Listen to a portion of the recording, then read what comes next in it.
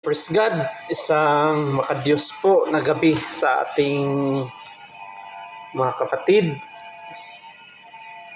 Sa gabing ito, napakasaya po natin dahil nagkaroon po tayo ng tinatawag na quarterly socials. No, nag-i-enjoy po ang mga kasamahan natin.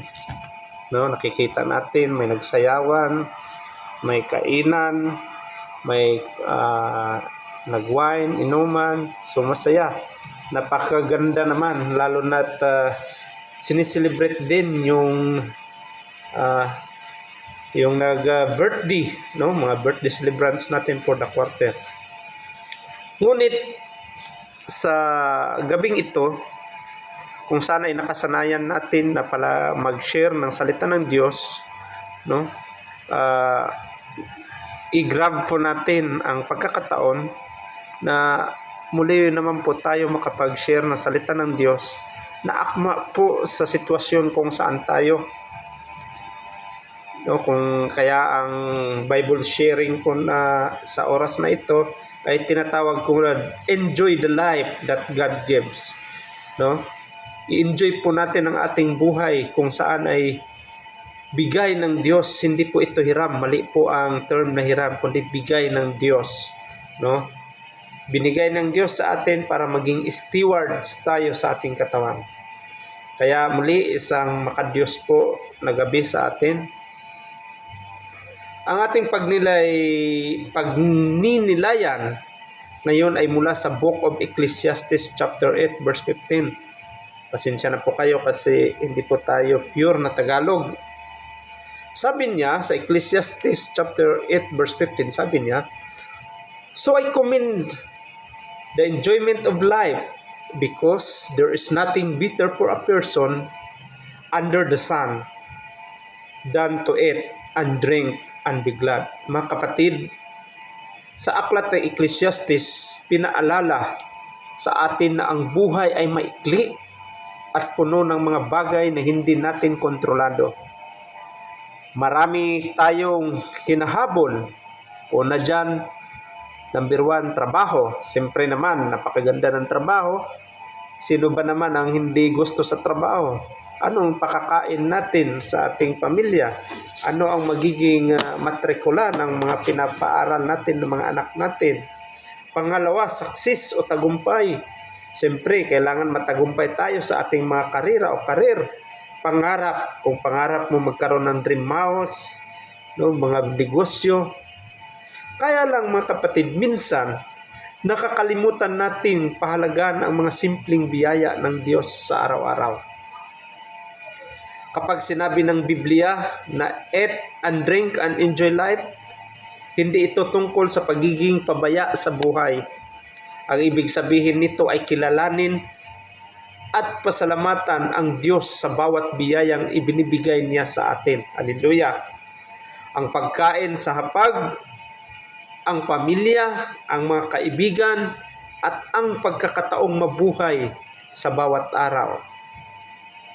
Alam niyo, may isa pang talata na madalas nating marinig sa Ecclesiastes pa rin, sa chapter 9 verse 7. Sabi niya, "Go, eat your food with gladness, and drink your wine with a joyful heart, for God has already approved what you do." Hallelujah! Purihin po ang Diyos. Ibig sabihin po nito, ang buhay ay regalo ng Diyos. No, hindi siya hiram. Bigay ito ng Diyos. Kaya habang tayo ay nabubuhay, mabuhay tayo ng may pasasalamat, may kagalakan at may tiwala sa Kanya. May kasabihan din na let us eat and drink for tomorrow we die. Yan ay makikita sa first epistle to the Corinthians, chapter 15 verse 32. Ngunit para sa mga taong may pananampalataya, ang mensahe ay hindi lamang magpakasaya dahil mamatay tayo, kundi mamuhay ng tama dahil ang buhay ay may layunin at may Diyos na nagbibigay nito. Anong ibig sabihin ng let us eat and drink for tomorrow we die? Ang linyang ito ay binanggit ni Paul, the apostles, no? Ni Apostol Pablo sa first epistle to the Corinthians chapter 15 verse 32. If the dead are not rest, let us eat and drink, for tomorrow we die. No? Kung walang muling pagkabuhay daw. Mahalaga maintindihan na hindi ito utos ni Paul na magpakasaya lang sa buhay. Sa halip, ginamit niya ito bilang halimbawa ng maling pananaw. Konteksto ng mga sinabi ni Paul, sabi niya sa chapter na yon, sinabi niya, ipinapaliwanag ni Paul ang tungkol sa resurrection, meaning to say, ang muling pagkabuhay. May ilang tao sa Corinth kasi na nagsasabing walang resurrection ng mga patay.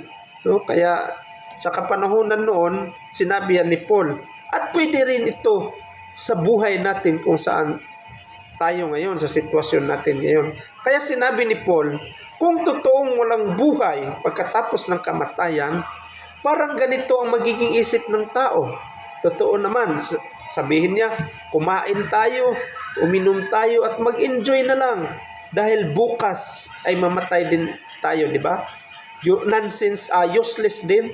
Mamatay ka man lang, gagawa ka na lang ng masama kasi meaning to say, may limitasyon ang buhay natin. Gaano ka man kayaman, gaano ka man karangya, yung buhay na meron ka ngayon, may hangganan pa rin ang buhay natin kahit sikat ka pa sa buong mundo. Ibig sabihin, kung walang eternal life, walang dahilan para mamuhay ng matuwid o magsakripisyo para sa Diyos.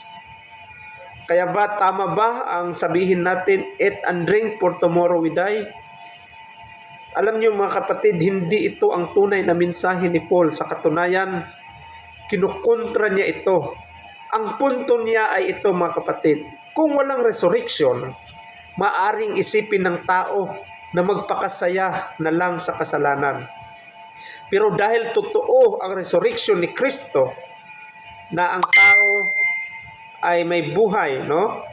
May buhay na walang hanggan after death, may kahulugan ang buhay at ang ating pananampalataya. Meaning to say, nagkaroon siya ng value, no? Na pinahalagan natin ang ating buhay at ang ating pananampalataya kasi alam natin na ang buhay ng tao may tatlong aspeto, the physical, no, ang spiritual at ang kaluluwa. Ang kaluluwa natin, ito yung pagka after natin mamatay, ito ang i-judge ng Panginoon na sinasabi sa Revelation chapter 20 verse 12. That the book of life, no? Another book of and the books were open, and another book of life was open. Kung makita ka doon, at pag wala ang iyong pangalan doon sa book of life, itatapon ang kaluluwa doon sa dagat-dagatan na apoy, yung tinatawag natin na impyerno. Klaro po ang sinasabi ng Biblia na may judgment talaga after ng kamatayan. Dalawa lang ang buhay na walang hanggan na pupuntahan ng kaluluwa natin. Either impyerno or langit. Kung wala ka sa book of life, impyerno ka. Kung nasa book of life ka, langit po ang pupunta natin. Ano bang tamang pananaw ayon sa Biblia? Lalo na sa book of Ecclesiastes ay nagsasabing mag-enjoy sa buhay na binibigay ng Diyos, kumain, uminom at magpasalamat, pero mamuhay ng may pananagutan sa Diyos. Ibig sabihin, enjoy life as God's gift, pero huwag mabuhay na parang walang Diyos at walang bukas. Ganun lang. Hindi yung parang magpakalunod ka na dahil may socials dyan. Wala ka na.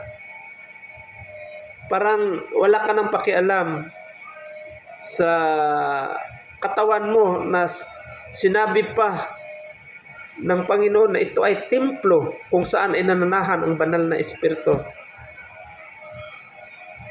So yun po mga kapatid. Kaya simple lang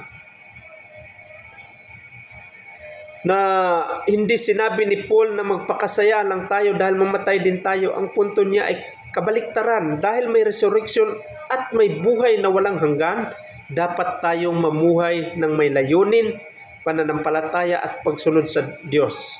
Mga kapatid, sa dami ng problema at ang stress sa mundo ngayon,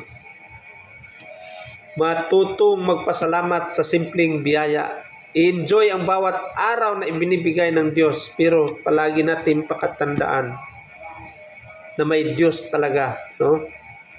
Ng ating buhay, limitado, parang singaw, sandaling andyan, ngunit bigla-bigla na lang nawawala. Inihalin tulad lang tayo sa isang hininga ng tao, sa isang bulaklak.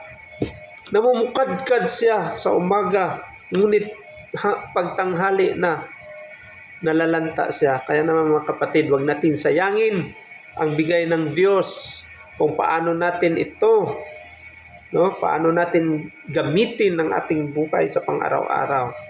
Ito para pagsilbihan ng Diyos. Maraming salamat po, naway sa ilang minuto na pag-share natin ng salita ng Diyos, ikaw at ako naintindihan natin na dapat pala ang buhay natin dito sa mundo ay gamitin natin ng tama na naayon sa kalooban ng ating Diyos Ama na nasa langit. Purihin po ang Diyos. Purihin po si Jesucristo.